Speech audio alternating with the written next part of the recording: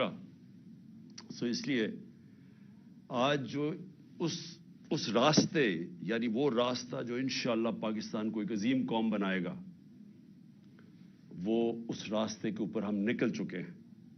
ہمارے supreme court نے آج ایک ایسا فیصلہ کیا کہ اس نے پاکستان کے آئین کو، پاکستان کے قانون کو انہوں نے آج اپ ہولڈ کیا، انہوں نے آج قائم کی قانون کی حکمرانی۔ اور یہ اب میں یہ کہنا چاہتا ہوں کہ یہ میری زندگی میں مجھے افسوس سے کہنا پڑتا ہے کہ بہت کم دفعہ ایسے ہوا ہے، اور کاش کہ یہ پہلے ہو جاتا تو آج پاکستان ایک وہ ملک ہوتا جو ایک خوشحال ترین ملک ہوتا۔ ہم آج ہمارے یہ حالات نہ ہوتے جو بدقسمتی سے آج پاکستان کے حالات ہیں کہ ہمیں ہر جگہ پیسے مانگنے پڑتے ہیں، قرضے مانگنے پڑتے ہیں، ہم ذلیل ہوتے ہیں، ہمارے لوگ ذلیل ہوتے ہیں، قوم کی عزت نہیں ہے، جو قوم اپنی عزت نہیں کراتی دنیا اس کی عزت نہیں کرتا۔ تو یہ قانون اور انصاف، رول آف لا، یہ جڑے ہوئے ہیں خوشحالی کے ساتھ۔ ایک قوم صرف وہ خوشحال ہوتی ہے جدھر ترقی ہوتی ہے، وہ جڑی ہوئی ہوتی ہے جس ملک کے اندر انصاف ہوتا ہے، قانون ہوتا ہے۔ نیلسن منڈیلا نے کہا تھا کہ اگر غربت ہٹانی ہے تو انصاف تو ہم ذلیل ہوتے ہیں۔ اس نے یہ نہیں کہا تھا کہ کہیں باہر سے قرضے لو یا پیسے مانگو، انصاف کرو، آپ کے ملک میں ویسے غربت ختم ہو جاتی ہے۔ جو امیر ملک ہے، سوئٹزرلینڈ کی میں مثال دیتا ہوں، رول آف لا انڈیکس میں یعنی وہاں انصاف جو اس کو جو گریڈ کرتے ہیں تو وہ 99% ہے۔ تو اس لیے وہاں خوشحالی ہے، کچھ بھی نہیں ہے، وسائل بھی نہیں ہے۔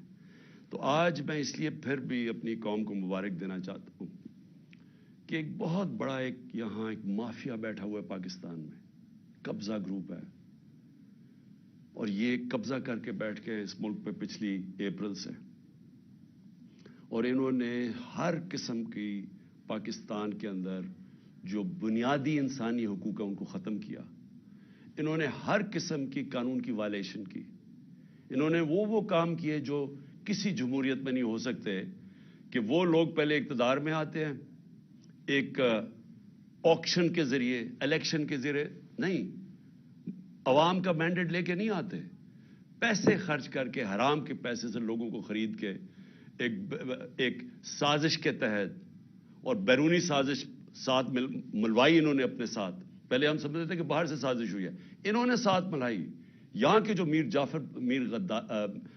میر صادق تھے، انہوں نے غداری کی، انہوں نے باہر سے قوتوں کو اپنے ساتھ ملا کے یہ سازش کی گورنمنٹ گرانے کی، اور اس کے نتیجے میں وہ لوگ آئے جنہوں نے وہ کام کیا ہے جو کسی جمہوریت میں ہو ہی نہیں سکتا۔ اپنے اربوں روپے، 1100 ارب روپے کے انہوں نے کیس معاف کروائے، صرف قانون بدل کے، پارلیمنٹ میں بیٹھ کے نیب کی امینڈمنٹ چینج کر کے 1100 ارب روپے کا فائدہ کروایا اپنے آپ کو۔ تو آج میں، اور پھر انہوں نے پوری کوشش کی کہ کسی نہ کسی طرح یہ اقتدار میں رہے، اور ہر وہ کوشش کی کہ کسی طرح عوام کی رائے نہ آئے۔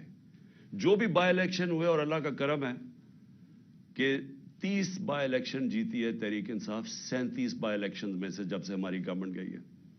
تو اس لیے ڈرتے ہیں الیکشن سے، اور الیکشن سے بچنے کے لیے انہوں نے ہر کوشش کی، اور یہ پوری کوشش کی کہ جب 90 دن کے اندر واضح تھا، آئین کے اندر واضح تھا کہ 90 دن سے زیادہ، جب اسمبلی ڈیزالو کی، ہم نے قربان کی اپنی دونوں اسمبلیز، تو جب یہ واضح تھا کہ 90 دن کے آگے نہیں جا سکتا الیکشن، تو انہوں نے پوری کوشش کی، گورنرز کو ساتھ ملایا، انہوں نے ہر کوشش کی کہ کسی طرح یہ الیکشن نہ ہو۔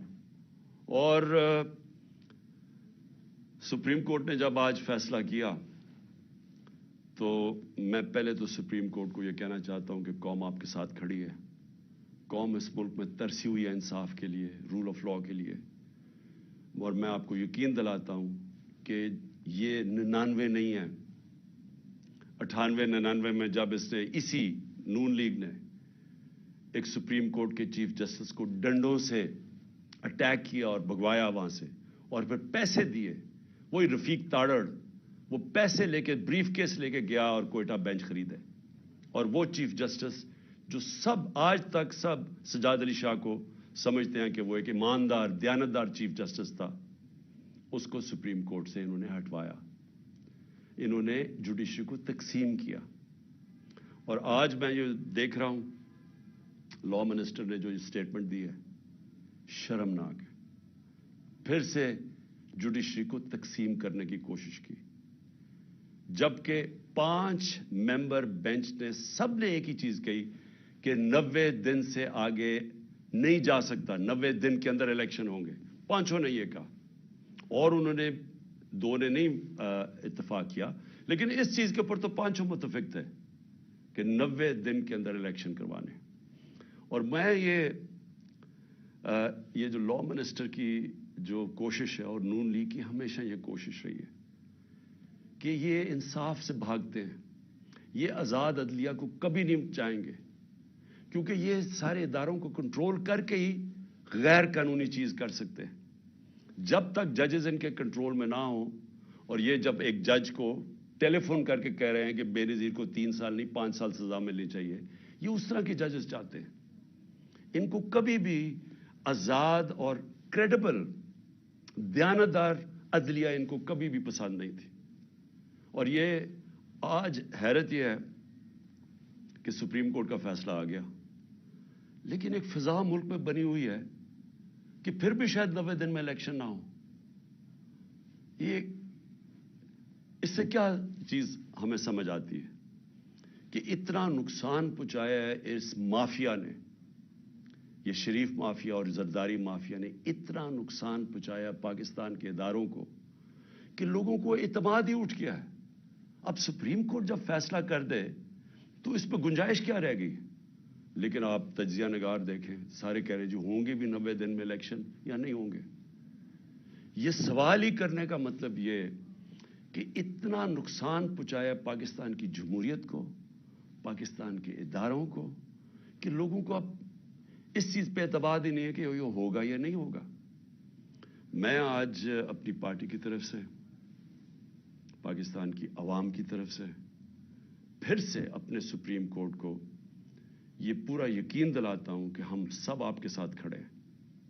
ہم انشور کریں گے، ہم پورا زور لگائیں گے کہ کوئی چیز اب غیر آئینی نہ ہو، کسی طرح یہ مافیا اپنے آپ کو بچانے کے لیے، پھر نہ الیکشن سے نکلنے کے لیے کوئی ایسے حربے نہ استعمال کرے جو انہوں نے 99 میں کیے تھے۔ آج کل سوشل میڈیا کا زمانہ ہے، دنیا بدل چکی ہے۔ آج جو پاکستان کا نوجوان ہے اس میں وہ شعور ہے جو کبھی پہلے نہیں تھا۔ جب 98 99 میں جب بھی انہوں نے سپریم کورٹ پہ حملہ کیا تھا تو اس طرح کا شعور نہیں تھا۔ لوگوں کے پاس ایسی یہ جو انفارمیشن کی ریولوشن آئی ہے، یہ جو موبائل فون کے ذریعے آئی ہے، یہ ایسا شعور کسی میں بھی نہیں تھا۔ تو وہ تھوڑی دیر کے بعد ایک دم چپ کر کے ایشو سیٹل ہو گیا، مائٹ از رائٹ ہو گئی، جو جس کی لاٹھی اس کی بھینس بن گئی، جنگل کا قانون آ گیا کہ جب آپ نے چیف جسٹس کو بھگا دیا تو سارے چپ کر کے بیٹھ گئے۔ آج پاکستان بدل چکا ہے، اس ملک میں ساری قوم سارے ایشو سمجھ چکی ہے۔ یہ جو آج آپ قوم دیکھ رہے ہیں جو 30 بائی الیکشن جتوائے اور جو ہر اوپینین پول کہتا ہے کہ قوم کیوں تحریک انصاف کے ساتھ کھڑی ہے، موبائل فونز کی وجہ سے۔ یہ جو آج سوشل میڈیا ہے، سوشل میڈیا نے وہ لوگوں میں ایسا شعور ہے کہ 1 گھنٹہ لگتا ہے، آپ کوئی جھوٹ بولیں 1 گھنٹے کے اندر سارا اگلا پچھلا بتا دیتے ہیں آپ کو کہ آپ نے پہلے کیا کہا تھا۔ اور اسی وجہ سے یہ پارٹیز نیچے گئی ہیں، جو مافیاز ہیں اس لیے ایکسپوز ہوئے ہیں لوگوں کے سامنے، کیونکہ ان کی ساری پرانی سٹیٹمنٹس تیار ہیں، لوگوں کے پاس ہے موبائل فون پہ، نہیں ہے تو سوشل میڈیا نکال لیتا ہے۔ اور جتنی تیز چیزیں وائرل ہوتی ہیں، اخبار تو کل نکلے گا، آج ہی ساری شام کو سب کو پتا چل جاتا ہے ایشوز کا۔ تو میں آج کے فیصلے کے بعد جو ہم نے جیل بھرو تحریک تھی اس کو ہم نے اب ختم کیا، اور انشاءاللہ سیٹرڈے کو ہفتے کو مغرب کے بعد ہم پورا لانچ کر رہے ہیں اپنی الیکشن کیمپین۔ ہر ڈسٹرکٹ کے اندر میں اپنی کارکنوں کو, تحریک انصاف کے عہدیداروں کو آج بتا رہا ہوں کہ ہر ڈسٹرکٹ میں آپ نے نکلنا ہے, کارنرز میٹنگ کرنی ہے, ایک جلسہ کرنا ہے, اور ادھر میں آپ سب کو اپنے یہاں سے خطاب کروں گا, اور اس کا مقصد یہ ہوگا کہ قوم کو میں یہ بتاؤں گا کہ جس دلدل میں ہم آج پھنس گئے ہیں اس سے نکلنا کیسے آپ, تو وہ کون سے ہم نے چیزیں کرنی ہیں پاکستان کو نکالنے کے لیے, کیونکہ یہ جو بیٹھے ہیں تو اب تو سیدھا مزید اندھیرے اور دلدل میں جا رہا ہے ملک, ان کے پاس تو اب کوئی راستہ نہیں ہے. انہوں نے جو معیشت کو جدھر پہنچا دیا ہے, اب تو ان کے پاس کوئی اس کا راستہ ہی نہیں ہے. ان کا تو صرف ایک ہی راستہ ہے کہ کہیں سے قرضے لے لو, لیکن کیسے قرضے واپس کرنے ہیں ان کے پاس تو کوئی روڈ میپ نہیں ہے, اور نہ باہر کی کوئی بھی سرمایہ کار یا فورن انویسٹرز, نہ ان کا کوئی اعتماد رہ گیا ان پہ, نہ اندر سے کسی کا رہ گیا. اور وہ جو موڈیز کی لیٹسٹ ریٹنگ آئی ہے, جو کریڈٹ ایجنسی ہے جو فیصلہ کرتی ہے کہ ملک کی کتنی سکت ہے, کتنی طاقت ہے قرضے واپس کرنے کی, تو اس میں تو سب سے نیچے پاکستان اب پہنچ گیا. پاکستان کی تاریخ میں کبھی اتنا نہیں نیچے گرا. تو باہر سے نہ کسی نے کوئی پیسہ لگانا ہے پاکستان میں, نہ اندر سے, تو ان کے پاس تو اب ایک بند گلی میں پہنچ گئے ہیں, پاکستان کو پہنچا دیا ہے. تو انشاءاللہ ہفتے کی رات کو میں آپ کے سامنے ایک روڈ میپ رکھوں گا, کیونکہ الیکشن اب ہم اپنی کیمپین اناؤنس کرتے ہوئے آپ سب کو بتائیں گے کہ ہم نے اب کرنا کیا, آگے ہم نے کیسے, کون سے وہ قدم اٹھانے ہیں جو انشاءاللہ پاکستان کو اس مشکل مرحلے سے نکالے گا. میں جو دوسری بات کرنا چاہتا ہوں آج وہ یہ کہ پچھلے 10 مہینے میں جس طرح کے پاکستان میں ہمارے لوگوں کی بنیادی حقوق جس طرح ان کو پامال کیا گیا, رد کیا گیا, جو ہمارے خلاف پرسیکیوشن کی گئی, انتقامی کارروائی کبھی پاکستان کی تاریخ میں ایسے نہیں ہوئی. یعنی جو انہوں نے ہمیں کرش کرنے کی کوشش کی, اور جیسے جیسے تحریک انصاف کی مقبولیت بڑھتی گئی اتنے ہی انہوں نے وہ زیادہ وہ قدم اٹھائے ہمارے خلاف ہر قسم کی, یعنی کیسز بنانا, تشدد کرنا, جو کبھی پاکستان میں کسی اپوزیشن کے اوپر اس طرح نہیں, کسی جمہوریت میں نہیں ہوا. ہمارے لوگوں کے اوپر میں کبھی بھی بھول نہیں سکتا کہ جو تشدد کیا گیا اعظم سواتی پہ, شہباز گل پہ, جو صحافیوں سے کیا گیا, یعنی کبھی اس طرح کے جو ارشد شریف, یعنی دردناک کہانی ارشد شریف کی کہ کیسے اس کے اوپر اس کو دھمکیاں دی گئی, موت کا خطرہ تھا, ملک سے باہر گیا, پھر کیسے شہید کیا گیا اس کو, اور باقی صحافیوں سے جو کیا گیا, جمیل فاروقی ننگا کر کے اس کو تشدد, ایاز امیر جیسے ایک دانشور جن کی ریسپیکٹ ہے, عزت ہے معاشرے میں, ان کو جو ذلیل کرنے کی کوشش کی گئی, سمیع ابراہیم اس کو جو کیا, غلام حسین کو اٹھا کے جیل میں ڈال دیا, اور پھر جو سوشل میڈیا کے لوگوں سے جو کیا گیا, لوگوں کو اٹھایا گیا. میں پہلے بھی بتا چکا ہوں, ماں باپ نے مجھے بتایا کہ ان کے ینگ بچوں کو اٹھایا گیا, 2 دن رکھا گیا, مارا پیٹا ان کو, اور پھر ان کو گھر واپس بھیجا, دھمکیاں دی گئی, کہ اسے سٹیٹمنٹس میرے خلاف دلوائی واپس بھیجتے ہوئے. یہ کبھی ایسے پاکستان میں نہیں ہوا. ہمارے کتنے لوگوں کو 25 میں پہ کیسز بنائے گئے, اب پھر نئے کیسز بنا دیے. کل جو اسلام آباد میں طلب کیا گیا, مجھے سب کو ڈیٹ پتا تھی, ساروں کو جب ڈیٹ فکس کر دی عدالت نے تو سب کو پتا تھا میں آ رہا ہوں اسلام آباد. سب کو پتا ہوں کہ میں پہلی دفعہ جب سے مجھے یہ گولیاں لگی ہیں اس کے پہلی دفعہ اسلام آباد آنا ہے, تو لوگوں نے تو آنا تھا. لیکن جو اب لوگوں کے جنون دیکھ کے, جو بھی آپ کے سامنے وہ فوٹیج تو سامنے ہیں, اس کے اوپر دہشت گردی کے کیسز بنا دیے, مزید میرے اوپر 2 اور کیسز بنا دیے, 74 کیسز ہیں میرے اوپر, ساری سینئر لیڈرشپ کے اوپر کیسز بنا دیے. مجھے یہ بتائیں کہ پاکستان کی تاریخ میں کس دور کے اندر اس طرح قانون کو مس یوز کیا گیا, دہشت گردی کے قانون کو کس دور میں مس یوز کیا گیا.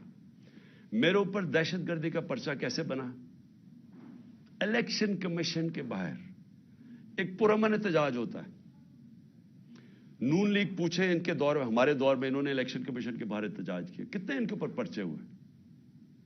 مریم نواز نے جب وہ نیب گئی اس نے پتھراؤ کیا نیب کا، پلان کر کے ان کے لوگوں نے جا کے پتھراؤ کیا. کتنے دہشت گردی کے کیسز بنے.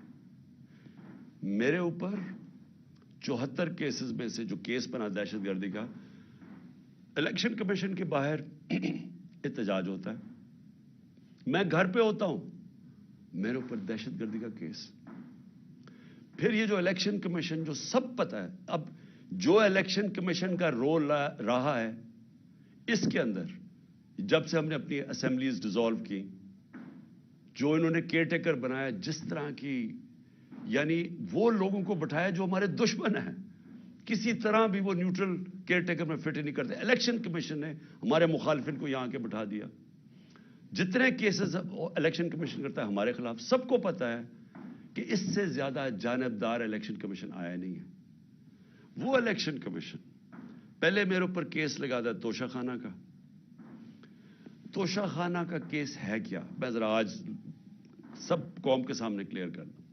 70 سال سے پاکستان کا قانون کیا ہے، جب بھی آپ کو کوئی باہر سے گفٹس ملتی ہیں، جو 70 سال سے ہیڈ آف سٹیٹس کو گفٹ ملتی ہیں، بیوروکریٹس کو ملتی ہیں، جنرلز کو، آرمی چیف کو ملتی ہیں، قانون یہ ہے کہ وہ جاتا ہے توشہ خانہ میں، اور پرانے زمانے میں 20% یا 15% آپ دیتے تھے اور آپ وہ گفٹ رکھ سکتے تھے. یہ قانون تھا. ہمارے زمانے میں وہ 50% ہم نے کر دیا. 50% آپ توشہ خانہ میں دیتے تھے، آپ وہ رکھ سکتے تھے. اس کے بعد وہ آپ کی پراپرٹی بن جاتی تھی. آج تک کبھی کسی سے پوچھا کہ اس نے اس کے بعد کیا کیا؟ میری مرضی، میری پراپرٹی ہے، میں جو مرضی کروں. اس کے اوپر کیس کر دیا ہے. میں چیلنج کرتا ہوں کہ جس دن یہ عدالت میں جائے گا یہ کیس فارغ ہو جائے گا. لیکن جنہوں نے توشہ خانہ سے چوری کیا، آصف زرداری نے اور نواز شریف نے، گاڑی آپ توشہ خانہ سے نہیں نکال سکتے. 4 گاڑیاں نواز شریف نے رکھی استعمال کر کے، 8 سال کے بعد کہتا جی توشہ خانہ میں پیسے دے کے لیتا ہوں. زرداری نے 4 گاڑیاں توشہ خانہ سے نکالی. یہ تو قانون، یہ تو چوری ہے. ان کے اوپر کیس نہیں ہے. ان کے کیس بھی پڑا ہوا تھا نیب میں، وہ نیب نے خارج کر دیا وہ کیس. اور دوسرا کیس ہے فورن فنڈنگ کا. پہلے تو پتا چلا کہ وہ فورن فنڈنگ ہی نہیں تھی. اس کے بعد الیکشن کمیشن نے چینج کیا، پروہیبٹیو فنڈنگ. اس کے اندر تو کچھ تھا ہی نہیں کیس میں. اس کیس کو جو عدالت نے رد کیا ہوا ہے، بیل دے دی ہے سب کو، مجھے اس کے اوپر وارنٹ نکال دیے. جس وقت وہ عدالت میں جائے گا وہ خارج ہو جائے گا. لیکن دوسری طرف ذرا دیکھیں کہ ان کے کیسز جو معاف ہوئے ہیں، شہباز شریف کی 24 ارب ڈالر کے نیب اور 24 ارب روپے کے نیب اور ایف آئی اے کے اندر کیس تھے جو انہوں نے آتے ساتھ ہی معاف کروا لیے. 24 ارب کے. نواز شریف کے ایون فیلڈز کے اندر، مریم نواز کے ایون فیلڈ ریفرنس میں جو یہ مے فیئر کے فلیٹ ہیں، کیونکہ میں یاد کرا دوں لوگوں کو، یہ ہم نے نہیں اس کے اوپر کیس کیا تھا جو سارا وقت میرے اوپر یہ سب بولتے ہیں. یہ کیس ان کا انکشاف ہوا تھا پیناما میں. پیناما کے اندر دنیا میں بڑے بڑے لوگوں کا، پرائم منسٹرز کا، وزیروں کے انکشاف ہو گئے تھے جن کی پراپرٹیز چھپائی ہوئی تھی ان میں. اس میں مریم نواز پکڑی گئی. 4 مے فیئر کے 5 ارب روپے کے جو فلیٹس تھے وہ نکلا اس کی ملکیت. کیس تو ادھر شروع ہوا تھا اور ان کے بیٹے، ان کے بھائی نے ٹی وی پہ جا کے کہا ہاں جی یہ مریم نواز کی ملکیت ہے اور وہ اس کی اونر ہے. وہ ہے 5 ارب کا. پھر چودھری شوگر مل میں 250 کروڑ کا کیس ہے. پھر نواز شریف کا چودھری شوگر مل میں اس کے اوپر بھی 250 کروڑ روپے کا کیس ہے. اور پھر توشہ خانہ میں 25 کروڑ کا کیس ہے. یہ سب معاف ہو چکے ہیں. آصف زرداری کی پاک لین ریفرنس میں 3 ارب 70 کروڑ روپے کا اس کا پاک لین ریفرنس ہے.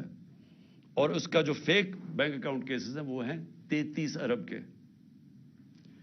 یہ ہیں ان کے، اس کے زرداری کے 37 ارب روپے کے کیسز ہیں. اور اس کے اوپر کوئی بات نہیں ہو رہی. 1100 ارب روپے کے ان کے سارے کیس معاف ہو گئے ہیں جب سے یہ آئے ہیں. اور یہ کبھی وہ توشہ خانہ پکڑتے ہیں، کبھی وہ فورن فنڈنگ پکڑتے ہیں. میں یہ بھی آج کہتا ہوں کہ جس دن ہم ساری پارٹیز کی ان کے اکاؤنٹ سامنے آئے. جی پوچھے تو صحیح یہ کدھر سے پیسے اکٹھے کرتے ہیں؟ ہم تو 8 سال سے اسکروٹی ہو رہی ہے ہماری. ہمارے پاس 40,000 ڈونر بیئرس ہے جو لوگوں کو کال کر کے کہتے ہیں انہوں نے کہا ہم نے پی ٹی آئی کو پیسے دیے ہیں. ذرا مجھے بتائیں ان کے پاس پیسہ کدھر سے آتا ہے؟ اور جس دن اس کی وجہ سے الیکشن کمیشن کا کیس نہیں سن رہا, وہ سامنے ہی نہیں آتا. عدالت کہہ بیٹھی ہے کہ ساری پارٹیز کے اکٹھے کیس سنے جائیں, لیکن ان کے کیس سامنے نہیں آتے. تو ہمارے اوپر کیسز کے علاوہ میں جو بتانا چاہتا ہوں کہ جس طرح جنرل امجد کو پکڑا گیا,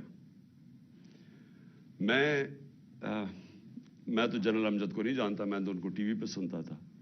لیکن اگر کسی کو کوئی شک ہے کہ اگر کوئی محب وطن پاکستانی جو اس ملک کی درد رکھتا ہے, جس طرح وہ بولتے ہیں اور اپنے دل کی بات کرتے ہیں, اس کو اگر اٹھا کے جیل میں ڈال دیا, اور یعنی ہم سب اپنے آپ سے پوچھیں نا کہ اس کا مطلب پاکستان میں تو جمہوریت ختم ہو گئی ہے.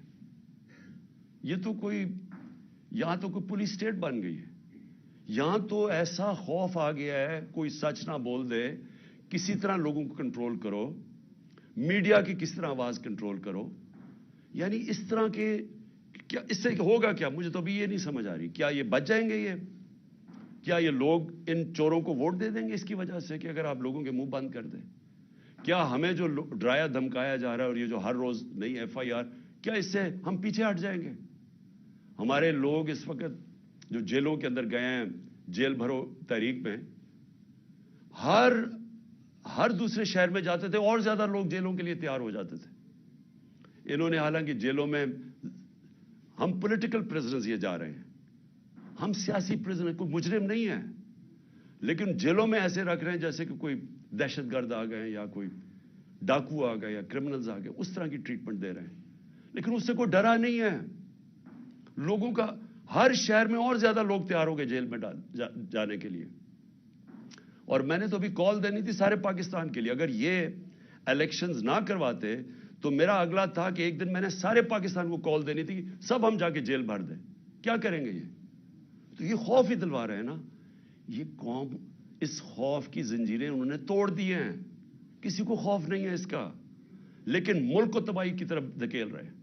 یہ سارے جو حربے استعمال کیے جا رہے ہیں ملک کو ادھر دھکیل رہے ہیں جدھر شاید کوئی بھی نہ نکال سکے اگر یہ زیادہ دیر بیٹھ گئے. میں ایک آج بات کرنا چاہتا ہوں, آخری 2 پوائنٹس ہیں میرے اوپر حملہ ہوتا ہے,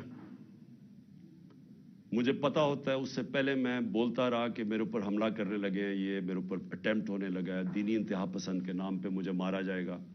میں کہتا رہا اور میں نے کہا کہ اس میں طاقتور لوگ شامل ہیں, نام نہیں میں نے لیے. جب میرے اوپر اٹیمپٹ ہوا اور اللہ کی کوئی خاص ہی کرم تھا, اس نے مجھے بچا لیا, تو اس کے بعد میں نے ان 3 لوگوں کے نام لیے, ڈرٹی ہیری, شہباز شریف اور رانا ثناءاللہ. یہ تینوں شامل تھے. اور نواز شریف کو پتا تھا لندن میں بیٹھ کے.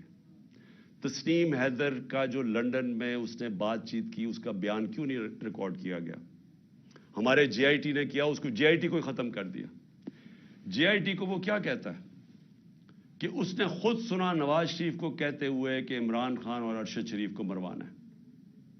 وہ بیان یہ دیتا ہے اور جا کے اس نے پولیس اسٹیشن میں یہ بیان دیا ہے. اس کا جو وکیل ہے مہتاب, اس نے کنفرم کیا ہے کہ پولیس میں وہ بیان دیتا ہے کہ یہ وہاں پلان بنا تھا مجھے مروانے کا اور ارشد شریف کو, اور مدد مانگ رہا تھا اس کی کہ پرووائڈ کرے کہیں مارنے والا shooter. J I T record کرتی ہے تسیم کی اس کی جو ویڈیو. اس کے بعد کیا مجبوری تھی کہ care taker government J I T ختم کر دیتی ہے, اور جے آئی ٹی ختم کر کے 4 ان لوگوں کو جے آئی ٹی پہ بٹھا دیتی ہے. وہ جے آئی ٹی کے جو ممبرز جن کے اوپر پروسیکیوٹر جنرل کہتا ہے ٹیررسٹ کی عدالت میں جدھر کیس ہو رہا ہے, اس عدالت میں جج کے سامنے وہ پروسیکیوٹر کہتا ہے کہ 4 لوگ جو جے آئی ٹی کے ممبرز تھے انہوں نے JIT کو سیبوٹاج کرنے کی کوشش کی. ان کے اوپر کاروائی ہونی چاہیے.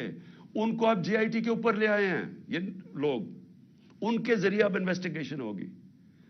میرا اپنی ساری قوم کے سامنے سوال یہ ہے کہ کون ڈرا ہوا ہے اتنا زیادہ؟ کیوں ڈرے ہوئے ہیں یہ؟ اگر یہ بے قصور ہیں تو JIT کو کام کرنے دیتے. کیوں اتنے خوف زدہ ہیں کہ سچ قوم کے سامنے آ جائے گا؟ کیونکہ طاقتور یہ سارے اس میں ملوث ہیں. اب میں نے دوسری بات یہ کی کہ میرے اوپر یہ پھر اٹیک کریں گے. یہ زیادہ خوف زدہ ہیں. اب خوف زدہ یہ ہیں کہ یہ اگر اقتدار میں آ گیا تو شاید ان کی شامت آ جائے گی. اس ڈر سے اب انہوں نے پھر سے مجھے قتل کرنے کی کوشش کرنی ہے. میں ساری قوم کے سامنے کہہ رہا ہوں, یہ 3 اور بھی ان دونوں کے لوگوں کی ابھی میں نام نہیں لے رہا, لیکن میں نے اپنی ٹیپ کے اندر ان دونوں کے نام رکھے ہوئے جو میں نے ایک ٹیپ پہلے کی ریکارڈ کروائی ہوئے. کون وہ لوگ تھے جو شروع سے مجھے چاہتے تھے قتل کرنا. ان 3 کے علاوہ 2 اور کے نام ہیں اس میں. وہ سب سامنے آ جائے گا. لیکن میں قوم کے سامنے اب سوال یہ پوچھتا ہوں کہ جب میں کہہ رہا ہوں مجھے خطرہ تھا, پہلے میں کہہ رہا تھا مجھے خطرہ ہے, وہ اٹیمپٹ ہوا, اللہ نے بچایا. اب میں پھر کہہ رہا ہوں میرے پہ خطرہ ہے. میں اب یہ سوال پوچھتا ہوں کہ مجھے یہ عدالتوں میں جو دھکیلتے ہیں, کیا ان کو پتہ نہیں کہ میری جان خطرے میں ہے؟ میں نے جب لاہور ہائی کورٹ سے میرے جو وکیل تھے خواجہ طارق رحیم, انہوں نے وہ جج کو بتایا کہ دیکھیں اس کی جان خطرے میں ہے, آپ کو جب تک سیکیورٹی نہیں پرووائڈ کریں گے اس کو یہاں عدالت میں نہ لے کے آئیں. جج صاحب نے کہا, پولیس کو آرڈر کیا کہ اس کو سیکیورٹی پرووائڈ کی جائے, لیکن عدالت میں آنا پڑے گا. جب میں ہائی کورٹ پہنچا تو وہاں پولیس سیکیورٹی کیا پرووائڈ کرتی, پولیس ہی بھاگ گئی. میں گاڑی میں بیٹھا رہا بڑی دیر کیونکہ وہاں کوئی سیکیورٹی نہیں تھی. آخر میں کیونکہ میں اپنی عدلیہ کی عزت کرتا ہوں اور کروانا چاہتا ہوں قوم کو, اس کی وجہ سے میں پھر چل کے گیا وہاں. اس کے بعد اب پھر 3 مجھے پیشیاں بھرنی پڑی اسلام آباد میں. اور پیشیاں یہ ہیں کہ جناب دہشت گردی کا میرے پر کیس جو ہے کہ میں وہاں تھا بھی نہیں, وہ ادھر الیکشن کمیشن کے بعد جدھر مظاہرہ ہوتا ہے میرے پر کیس ہے. اس طرح کے کیسز ہیں. یہ کیسز نہیں ہے کہ اربوں روپے کی ملک کا پیسہ چوری کر کے ملک سے باہر لے گیا جو ان چوروں نے کیا ہوا ہے. اس کے اوپر 3 مختلف جگہ پہ مجھے پیشی کرنی پڑی. کوئی پولیس سیکیورٹی نہیں تھی, کوئی بھی کسی ٹائم پہ واردات کر سکتا تھا. اور مجھے بچانا کس نے تھا؟ میں اپنی عدلیہ سے آج کہنا چاہتا ہوں کہ کس نے مجھے ڈیفینڈ کرنا ہے؟ جنہوں نے مجھے ڈیفینڈ کرنا ہے ان سے ہی مجھے خطرہ ہے. کیا انٹیریئر منسٹر مجھے ڈیفینڈ کرے گا؟ یہ شہباز شریف کرے گا؟ ان کے نیچے ساری فیڈرل گورنمنٹ کی ایجنسیز ہیں, ان کے نیچے پولیس ہے, تو خطرہ تو ان سے ہے. کیا ڈرٹی ہیری مجھے ڈیفینڈ کرے گا جو خود ہی سب سے بڑا خطرہ مجھے اس سے ہے؟ کون ڈیفینڈ کرے گا؟ تو مجھے ان پبلک جگہوں پہ لے کے جا رہے ہیں. جبکہ میں یہ بتا دوں جو نوید جو شوٹر ہے جس نے مجھے گولیاں ماری تھی, یہ 3 میری ٹانگ پہ اور اوروں کو لگی تھی, اس کی ٹرائل اس کو عدالت نہیں جانا پڑا کیونکہ وہ کہتے ہیں اس کی جان کو خطرہ ہے. اس کی جیل میں ہو رہی ہے ٹرائل, اس کی ویڈیو کانفرنس پہ ہو رہی ہے. تو میری کیوں نہیں ہو سکتی؟ میں نے جرم کتنا, جو قتل کرنے والا ہے وہ تو وہاں بیٹھ کے اس کا ٹرائل ہو رہی. مجھے ہر جگہ عدالتوں پہ لے کے جا رہے ہیں. میں چیف جسٹس صاحب کو لیٹر لکھوں گا کہ ہمارے دور میں جب میں پرائم منسٹر تھا تو ایک جج صاحب نے نواز شریف کو کوئی بیمار ہوا, اور آپ پتہ سارا وہ فیک بیماریاں تھیں, ہر چیز ہی اس کی 2 نمبر ہوتی ہے. جب وہ بیمار ہوا تو ہمیں فیڈرل گورنمنٹ کو حکم آیا کہ آپ ذمہ دار ہوں گے اگر اس کو کچھ ہوا. تو مجھے کچھ ہوا تو کون ذمہ دار ہوگا؟ کیونکہ جنہوں نے ذمہ دار ہونا وہ تو خود ہی مارنے کے چکر میں ہے مجھے. تو اس لیے میں اپنے چیف جسٹس صاحب لاہور ہائی کورٹ اردو بھی لکھوں گا کہ مجھے ہر دوسرے دن یہ ثناء اللہ جیسے بدماش جنہوں نے زندگی میں کوئی صحیح کام کیا نہیں ہے وہ ہر دوسرے دن کوئی نہ کوئی کیسز کرتے جاتے ہیں, تو میں چکر لگاتا جاؤں گا اور کون پروٹیکشن دے گا؟ میں آخر میں آخری بات کرتا ہوں کہ سوال یہ ہے اب کہ یہ کیوں بھاگ رہے ہیں الیکشن سے؟ یہ جو پی ڈی ایم کی پارٹیز ہیں الیکشن کا نام سن کے ان کی کامپیں کیوں ٹانگنی شروع ہو جاتی ہیں؟ وجہ یہ ہے کہ پبلک ان کے خلاف ہو چکی ہے. وجہ یہ ہے کہ پہلے تو 30 سال سے ان کی چوریوں کا ساری قوم کو پتا تھا, اس کی وجہ سے تو مجھے ووٹ پڑی تھی. اس کے بعد جو انہوں نے ملک کے ساتھ کیا ہے, یہ اس ملک کی تاریخ میں عوام کے اوپر اتنا ظلم نہیں ہوا جو انہوں نے کیا ہے. جب سے یہ آئے ہیں, اب یہ میں اپنا نہیں کہہ رہا, میں ڈاکٹر حفیظ پاشا کا کہہ رہا ہوں, وہ ایسٹیمیٹ کرتے ہیں کہ 1.5 کروڑ لوگ مزید غربت کی لکیر سے نیچے چلے گئے ہیں. وہ ایسٹیمیٹ کرتے ہیں کہ 80 لاکھ لوگ بے روزگار ہو چکے ہیں جب سے یہ آئے ہیں.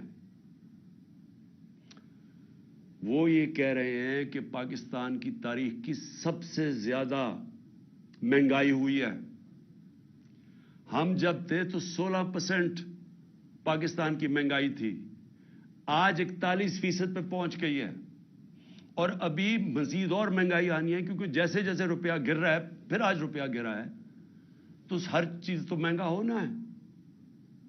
تو ایک طرف مہنگائی, ایک طرف بے روزگاری بڑھ رہی ہے, ایک طرف معیشت سکڑتی جا رہی ہے,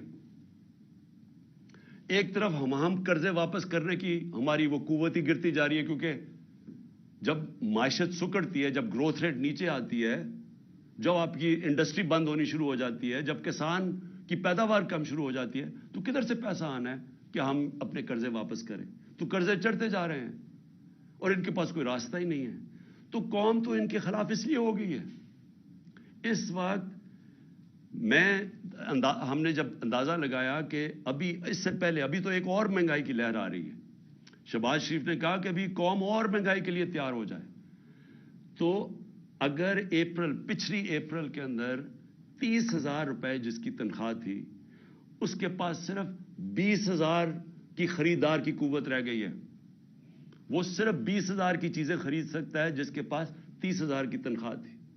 اور پہلی مہنگائی تھی, یعنی ایک عالمی مہنگائی کا سائیکل چلا ہوا تھا کرونا کی وجہ سے, تو وہ تو ہم پوری کوشش کر رہے تھے کہ قیمتیں نہ بڑھیں. ہمارے اوپر ایک الزام لگایا کہ جی انہوں نے پٹرول اور ڈیزل کی قیمت کم کر دی. ہم نے کم کی, کہیں اور سے پیسے لگا کے کم کی تاکہ عوام پہ بوجھ نہ پڑے. اور انہوں نے آج جو مہنگائی کی ہے, آج جو پھر سے میں کہتا ہوں جس کے پاس 30,000 روپیہ تھا وہ صرف اب 20,000 کی چیزیں خرید سکتا ہے. گھر میں جو ہماری خواتین بیٹھی ہوئی ہیں ان سے ذرا پوچھیں کہ گھروں میں کیا حالات ہیں. اس لیے میں آج یہ کہنا چاہتا ہوں کہ پاکستان آج ادھر کھڑا ہوا ہے جدھر یہ جو مرضی کر لیں, لوگ فیصلہ کر بیٹھے ہیں ان کے خلاف. یہ جتنا مرضی کوشش کریں کہ کسی طرح عوام بھول جائے گی, تھوڑی اگر الیکشن ڈیلے کر دیں گے تو عوام بھول جائے گی. عوام نے بھولنا نہیں ہے, جتنی دیر ہو رہی ہے اتنے اور زیادہ آپ کے خلاف لوگ ہیں. راجن پور میں جو الیکشن ہوا, راجن پور کے الیکشن کے اندر ایک قوم کو پتا چلا کہ جو مرضی انہوں نے چیزیں کی, ہر قسم کا حربہ استعمال کیا, انہوں نے جو بھی یہ کر سکتے تھے, انہوں نے ایڈمنسٹریشن کو استعمال کیا, اسٹیٹ مشینری کو استعمال کیا, انہوں نے ہر چیز استعمال کی کسی نہ کسی طرح وہ الیکشن جیتنے کے لیے. الیکشن کمیشن نے ان کی مدد کی, اس کو 50,000 ان کے نون کو ووٹ پڑ کیسے گئی, لوگ تو تھے ہی نہیں, لوگ تو سارے نکلے تحریک انصاف کے لیے, اور وہ دیہاتی حلقہ تھا. اس سے خوف زدہ ہو کہ اب یہ مزید پھر کوشش کریں گے الیکشن سے بھاگنے کا. لیکن میں پاکستانی قوم کی طرف سے میسج دینا چاہتا ہوں کہ ہم آپ کو الیکشن سے بھاگنے نہیں دیں گے. یہ اب الیکشن ہوں گے, اور انشاءاللہ اس ملک کے اندر حقیقی جمہوریت بھی آئے گی, اور اس ملک کے اندر قانون کی بالادستی بھی قائم ہوگی, اور انشاءاللہ قوم مل کے یہ مشکل وقت سے لڑے گی, اور انشاءاللہ پھر خوشحالی بھی آئے گی.